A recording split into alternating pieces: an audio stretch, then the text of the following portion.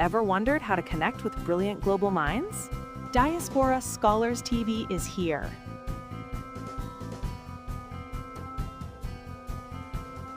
Success in life is 5% of inspiration and 95% of perspiration. Welcome to this episode of Diaspora Scholars TV, where we document stories of scholars who've left their motherland to come to the US. So I came to church to interview a Kenyan student, but I just met a retired professor. What's your name, sir? I am Yeno. I go by Matuka, last name, because in Congo, my father called me Matuka. Matuka, so, and you stuck with it. Yeah. Dr. Matuka. Dr. Matuka. Yes. When did you come to the US? I mean, and it's been a very long journey until you retired. In 5 minutes, tell us your story. I came here in 1985 as a student, Fulbright scholar. Oh, really? Yes, and I got a doctorate in English and applied linguistics in 1991. Wow. Couldn't go back home. Which school was that? Right here. Ball State University. And so I stayed, even Mobutu wasn't paying historians. Therefore, they ransacked the country and I couldn't go home. Yeah.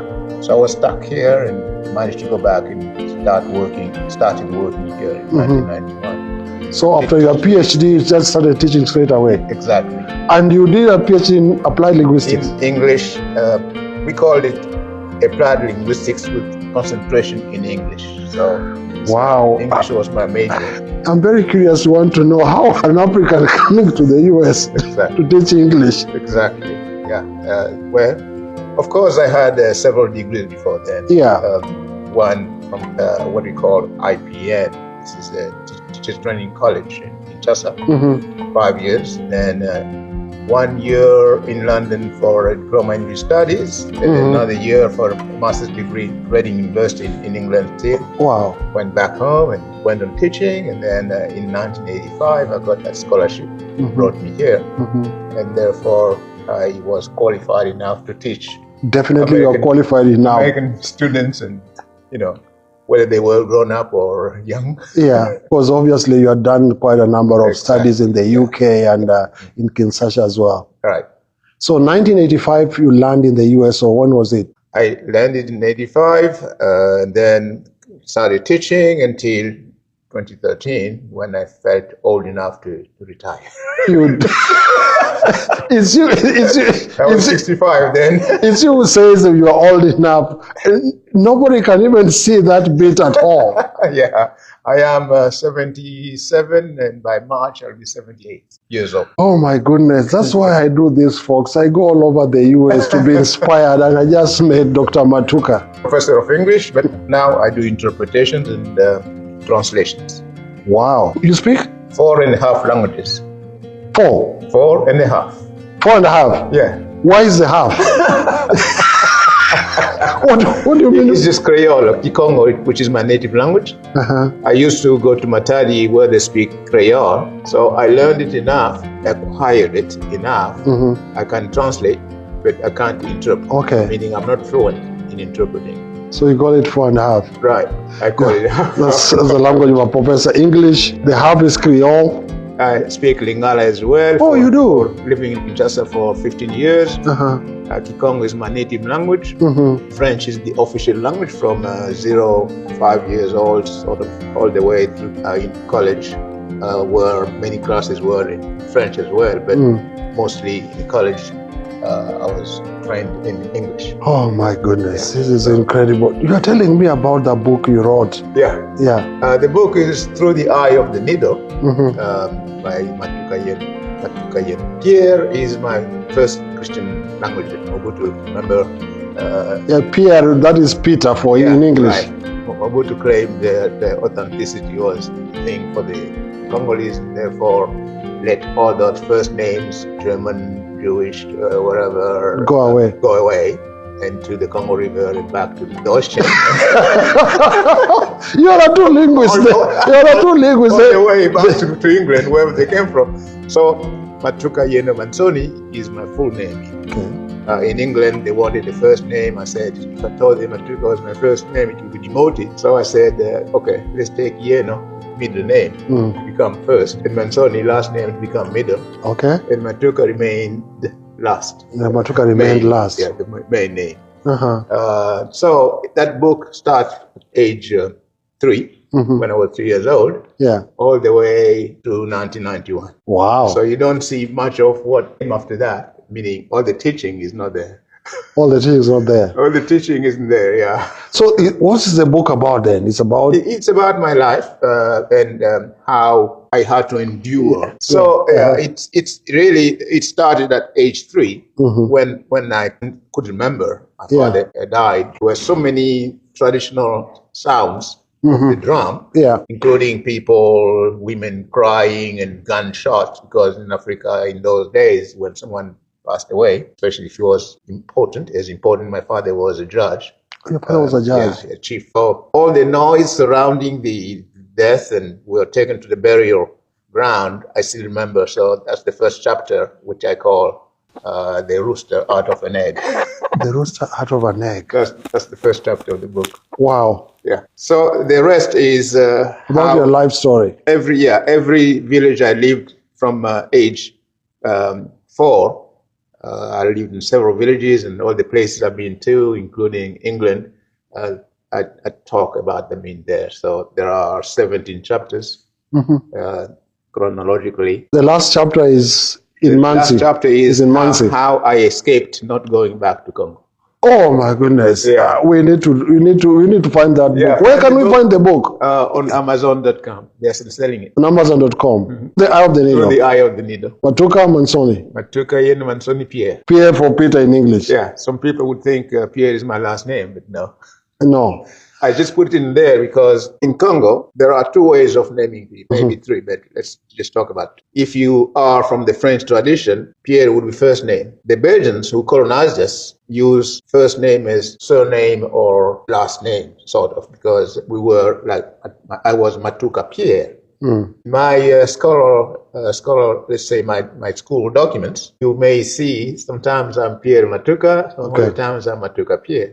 All right. Yeah. So, naming from the British, we were Belgians. So Belgian. Oh, it was Belgian. French. Yeah. We were colonized by the Belgians. So the people who read the book, some of them may have known me, as Matuka Pierre, others as Pierre Matuka. That's why I included the name Pierre. But when I came here in 1985, Mobutu had banned all those names, as I said, and therefore, we were not allowed to even use Pierre as. So officially, they didn't even appear in the passports. No, that name it's not there. But in the vita of becoming citizens of the United States, I had to include that. The names I used to be. Oh yeah, that's true. They used to be called. Oh my goodness, incredible! Now, I'm tempted to ask you, there are many people who watch, these, videos from Africa.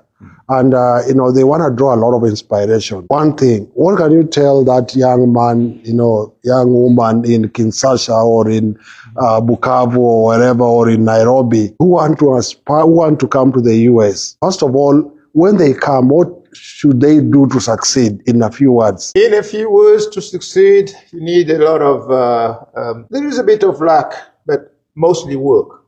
Like Edison said, success in life is 5% of inspiration and 95% of perspiration. Therefore, you really had to work hard, but also use your tongue to say the right thing for people to accept you, and be integrated in communities wherever you live.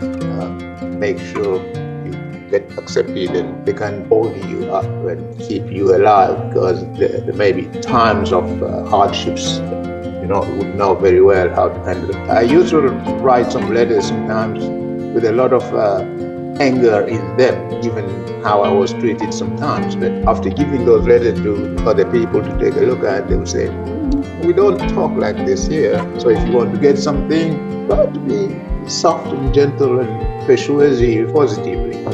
So that means try to be persuasive positively. Persuasive positively.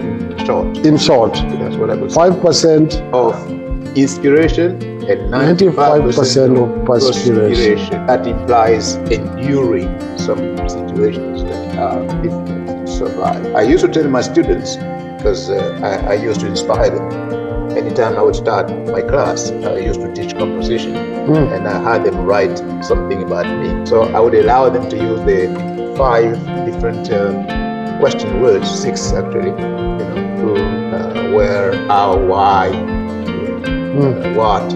All those 6 words used to be the basis for learning something new from somebody. And so I would allow them time to interview me, and allow them time to take notes, and then turn those notes into an essay. In which you are introducing the professor to someone else. And by the time we were done with this exercise, I was like someone they had known for a long time. That's true. If you read through the middle, you would have the same feeling. It's like somebody you have met, and you have learned a lot from this person. I told them in conclusion that succeeding, one of the questions was, how do you define success? I would tell them success for me is the art of keeping your head above the dirty waters of life, sort of the rough waters of life. That's one of my definitions of success. Becoming a doctor of applied linguistics is definitely not easy. But not impossible, because I've done it. It's not easy, but it's possible. Yeah, it's not impossible.